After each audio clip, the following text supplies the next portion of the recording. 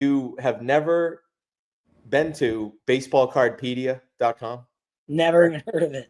Never heard of it in my entire life. So basically, if you Google any baseball card set, like the first result in most cases, after you get through the eBay listings on Google, is Baseball Cardpedia. And let me pull it up here. I want to show you because I use this site all the time, especially when I'm like looking up cards through the 90s, like inserts and stuff, sets that I'm learning about, collecting Pedro Martinez, sets that I'd never heard of, but I'm trying to figure out, like, what are the pack odds? How rare is a card, like we were talking about? So let me just pull it up. I want to show you an example. So again, it's so, yeah, dude, man, as me as a collector, like anyone takes anything away from me, know that, dude, I'm not a guy who sits on there and does research behind all this stuff. My collecting has always just been what I like to collect and go off my own thoughts in my own head. I don't research everything. I don't buy a card and do a bunch of research on it. It just kind of kills the joy for me. It's not that big. It's not that big of a deal for vintage. We know we pretty much. But like when you're getting into like you were asking me that Mickey Mantle autograph card that I posted on I think Instagram, and I put that it's 1 in 30,000 wax odds or pack odds. That's where I got it from. I got it from this site right here. So it's basically I'm assuming you've used Wikipedia before, right? Of course. Yeah, so it's the same idea, but just for baseball cards.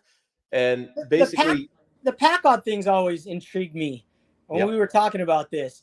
1 in 30,000 pack odds. Help me understand, how rare does that make that card? Well, so basically what goes into, you got to factor a couple things. So basically what it means is, the odds of, if you open a pack of this set here, the odds are basically 1 in 30,000 that you're going to pull whatever card, so like the Mickey Mantle autograph, 1 in 30,000. Now, the reason that's so high, because they did make 356 of each of the 7 Mantle autograph cards.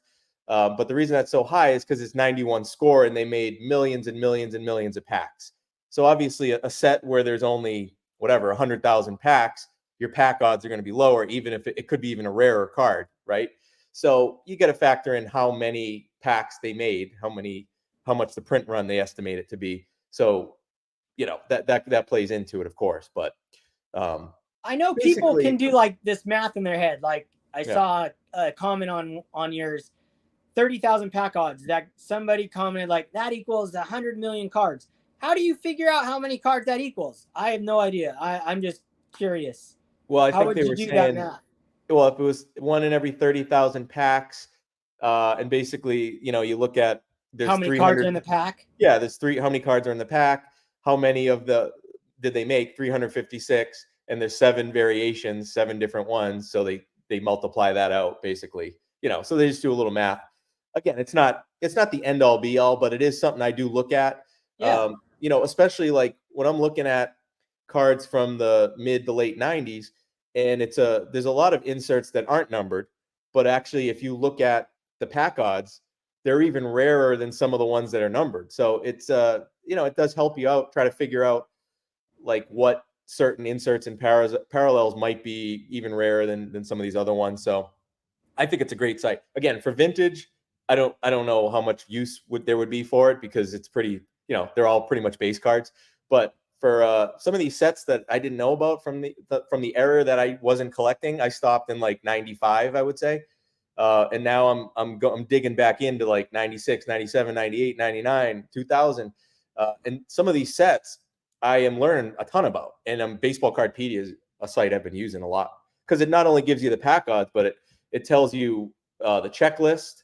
It tells you a description of the set, all the different cards and the parallels and all this stuff. So dude, that's awesome. Yeah. Well, I always just text Shane or you. Yeah. Now I guess I can do my own research.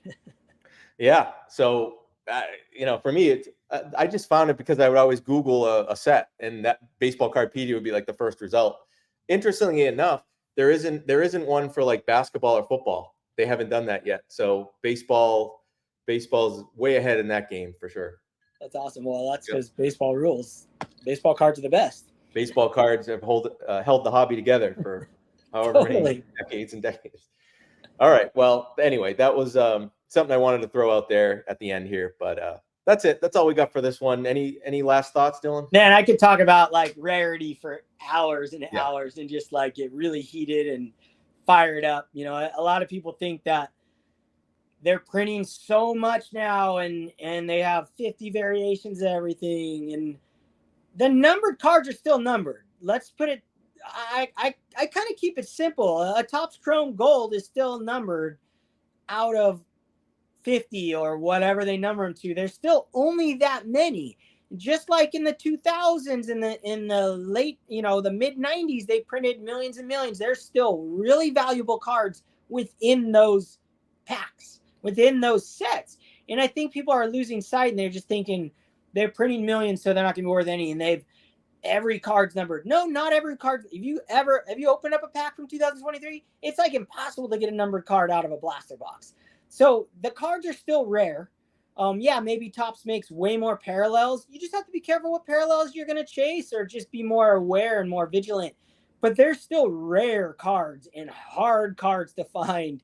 There's still cards that if I had one, only 20 other people could have one in the world. Like there's still cards out there that are awesome to have in the ultra modern stuff. And I think people are going to realize that 10 years from now, no matter how many they print, there's still rare ones within those.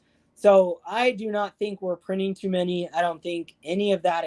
You just have to be aware of what's going on and collect accordingly. That's how I look at it. Sorry, again, last thought. What if Fanatics decided to put a serial number on every single card that they produce? Now, well, the base cards might be 50,000 out of 10 million, right? But they could at least let you know, like, hey, here's how many of these. Dude, they did this. They did this. They tried this. There was like a Topps milestone. Okay. And Upper Deck did this in a set. Every card, I think, Topps co-signer is pretty much numbered like at one card per pack. They do this stuff, and collectors figured out real quick, and they realized those numbered cards are just their base cards.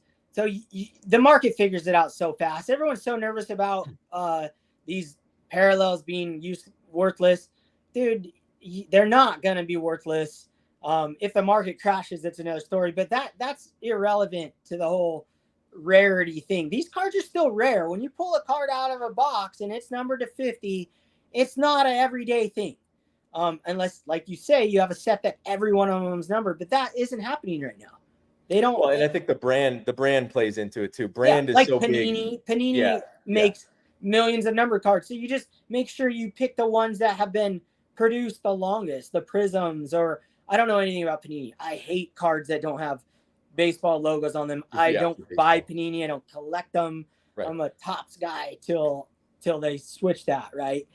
But the rarity's still there. And I think 10 years from now, 15 years from now, when these kids are collecting these cards, they're going to hunt for, the Albert Pujols or, that generation. And then they're going to hunt for the Mike Trouts and whoever ends up being the superstars of that generation. They're going to hunt for the rare versions of those 20 years from now. I guarantee you that's what's going to happen. And it's just like us collecting the 90s and the 2000s now are getting popular, and maybe they've been popular. That's what's going to go on in the future. And no matter how many they print, there's still rare ones out there, period. So guys, as we wrap it up, in the comments, give us your reasoning.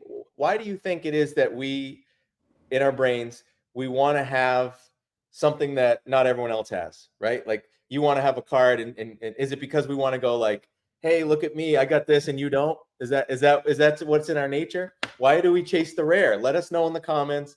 Let me help me understand my own head here. Why do I want to seek out grades that aren't that common, or cards that aren't that common? And why does everyone seem to be doing that in their own way? Let us know what you think on that. And that's it. That's episode 18. Turn back the clock. See you next time. Thanks, guys.